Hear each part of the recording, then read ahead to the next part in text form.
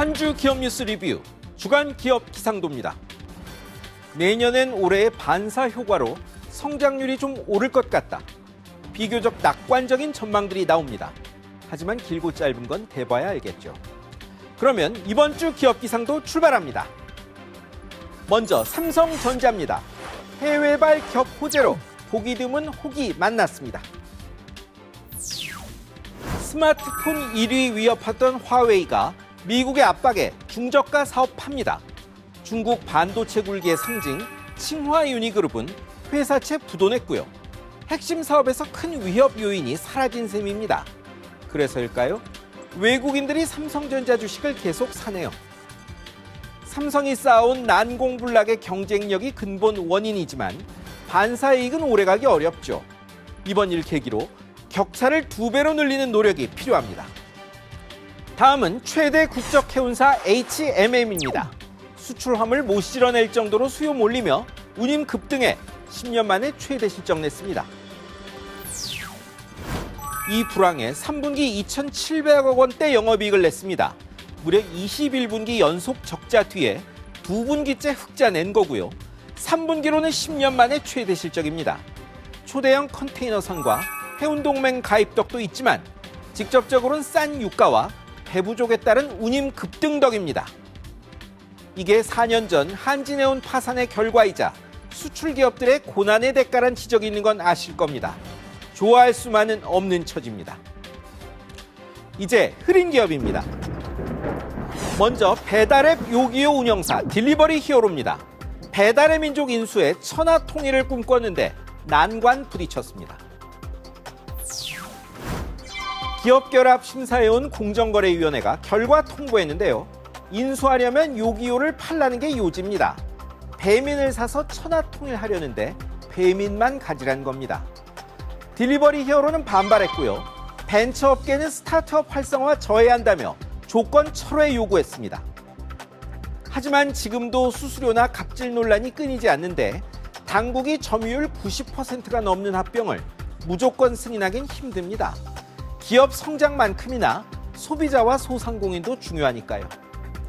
이번엔 아시아나 항공입니다. 첫 비행 32년 만에 주인 바뀌고 마크 떼게 됐는데 이런저런 비판이 나옵니다. 몇 년째 어려움 겪어온 아시아나. 결국 대한항공이 인수 합병하는 걸로 결론 냈습니다. 산업은행이 이 과정에 8천억 원을 투자합니다. 내년 6월까지 인수 절차 끝내고요. 양사 계열 저비용 항공사들도 한 개로 통합합니다.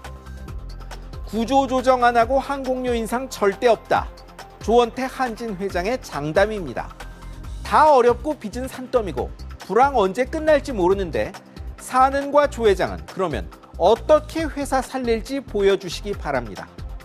다음은 제주, 티웨이, 이스타 등등 저비용 항공사들입니다. 실적은 최악인데 대한항공 아시아나 합병에 역풍맞게 생겼습니다.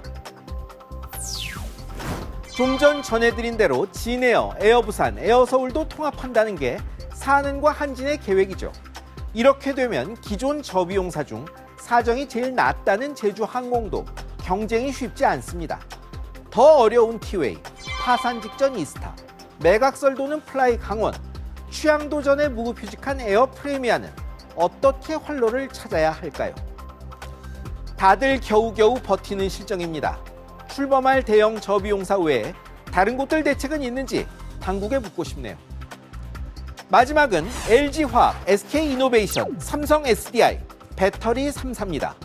전기차 화재의 완성차 업체들의 배터리 직접 생산이란 악재 만났습니다. 정부 보조금으로 성장해온 중국 업체 제치고 3사가 높은 성과 내고 있는데 곤혹스러운 일이 터졌습니다. LG화학 배터리 쓴 GM, 현대전기차, 삼성 SDI 거 쓴 BMW, 포드 하이브리드 차에 불이 난 겁니다. 배터리 문제란 판정 안 나와도 부담이죠. 여기에 테슬라 이어 포드가 배터리 자체 생산 검토 방침을 밝혔습니다. 시장 자체가 위협받는 겁니다. 전기차 값 40%가 배터리 값입니다. 배터리 직접 만들겠다고 나설 곳은 계속 늘 겁니다. 자동차 회사와 초격차 유지 못하면 봄날은 곧 간다는 이야기입니다. 말씀드린 대로 양대 항공사 합병 작업이 추진됩니다.